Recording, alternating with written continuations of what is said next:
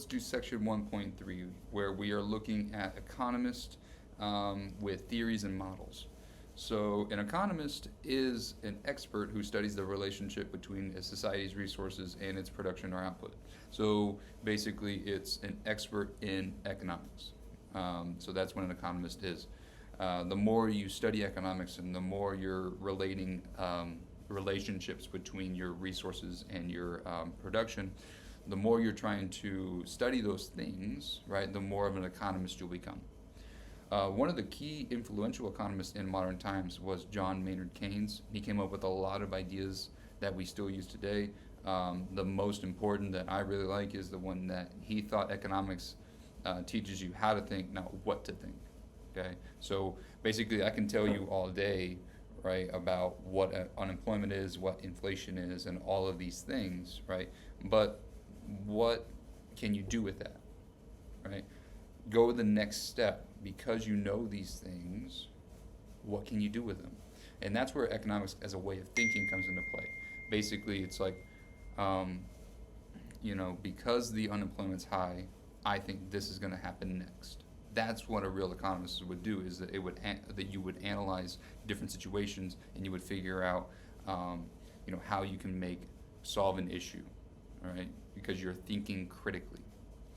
Now, his idea on critical thinking and or just the way economics flows, right? That was something that he theorized.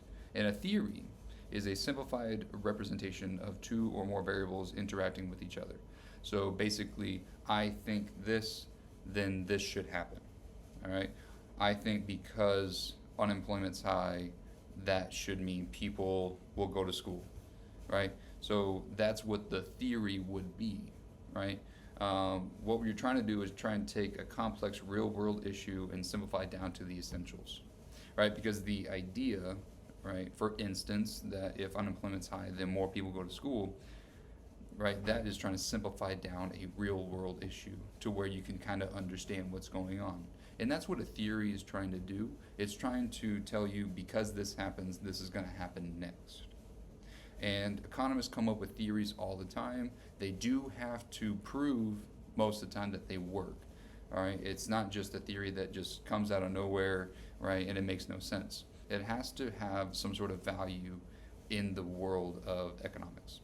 So with that, they create models.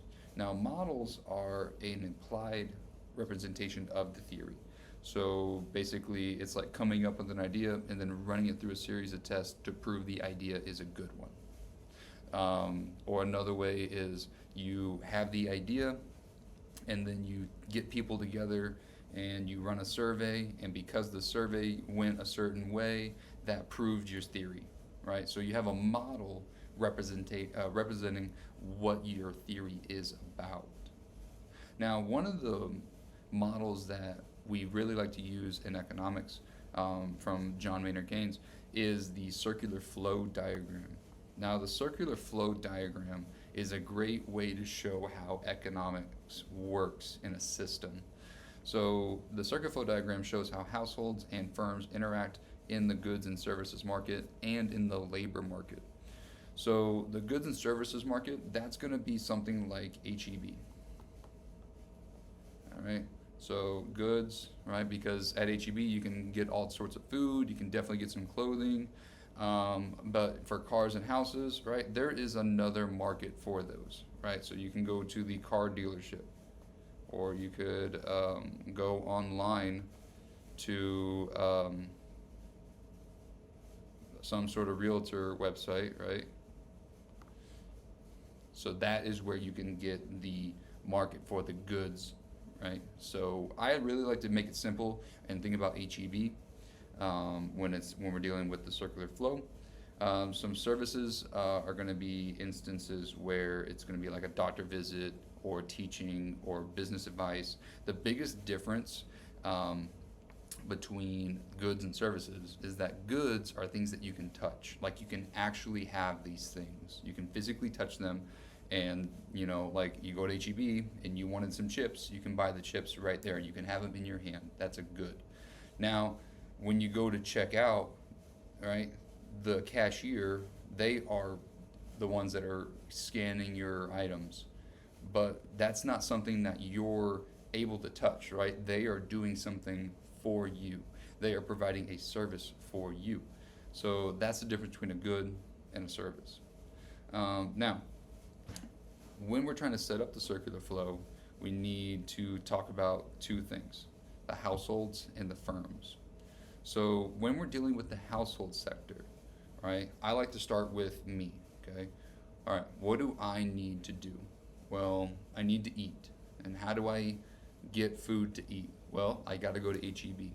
And so the households, right, are going to be buying from the market for goods and services. So they are buyers in goods and services market. That makes sense, right? Now,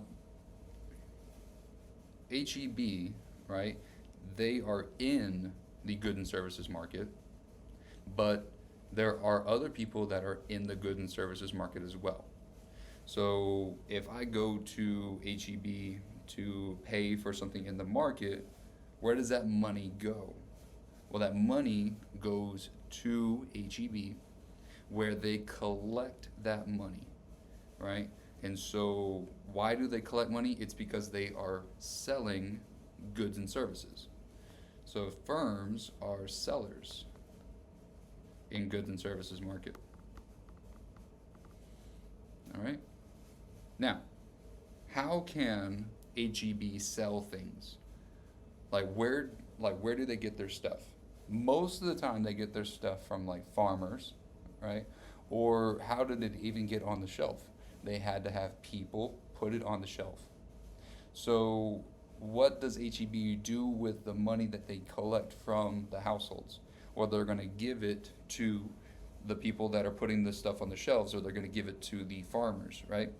So what does that mean? That means that HEB is buying the food from the farmers, or they're buying people's time for working. So the firms are going to be buyers in the resource market. So a resource is how we're able to make stuff. So labor is a good resource for making things, and firms buy the resources. So buyers in the resource market. And then finally, where do the firms buy the resources from? Okay, well, let's stick with labor. Who is labor? Labor is people. Where do people live? In the household sector. So the firms are buying labor from the households. So the households are sellers in the resource market. Okay, so if it was kind of hard to visualize what was going on, let's do this. Okay, so let's start from the beginning. We are the household sector, and we want to eat. So what do we have to do? We have to go to the market for goods and services, right? We have to go to HEB. Again, this could be the market. I mean, this could be, some sort of real estate market. It could be some sort of other market there, right? It could be anything that you're buying goods and services from. But the main thing is that the households are going to these markets to buy stuff, right? So here's their money going to HEB. Now, where's this money go? It goes to HEB, and then it goes to the firm. So it doesn't have to be HEB, right? It could be another firm or a business. Okay, so the HEB is going to collect this money. And when they collect this money from the households, that is called revenue. Revenue is money earned for selling something.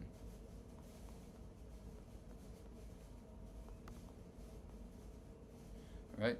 So because HEB is selling something, they're going to collect money for it, and that is revenue.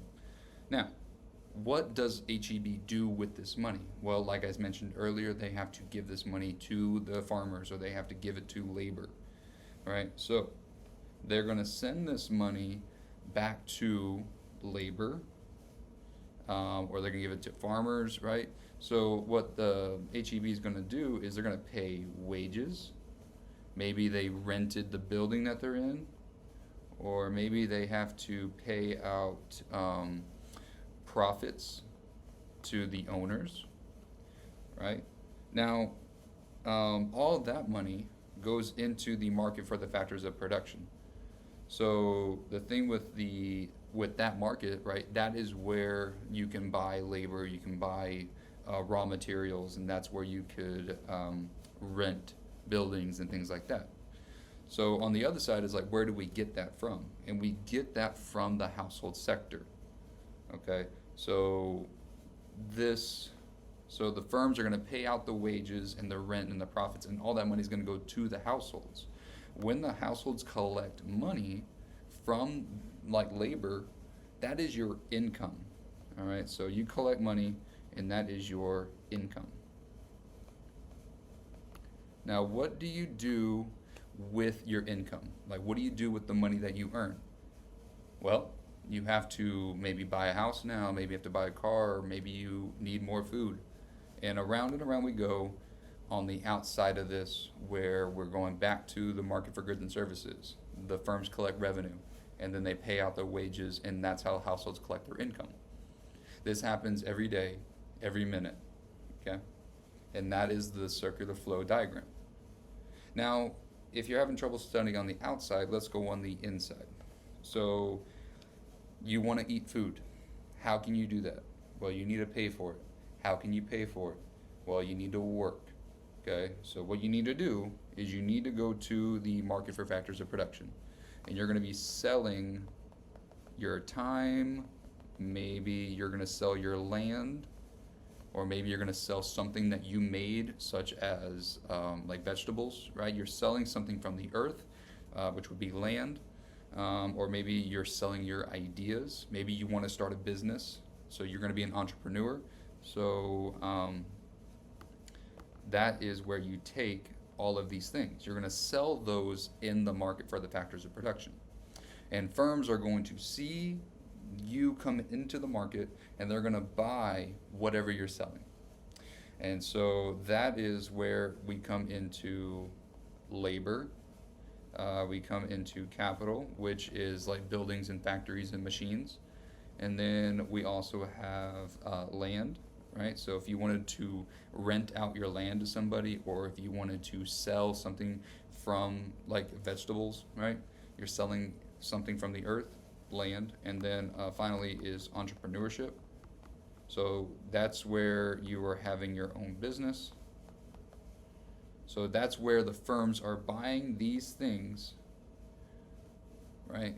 And then they're going to use those to make goods and services. So they sell goods and services.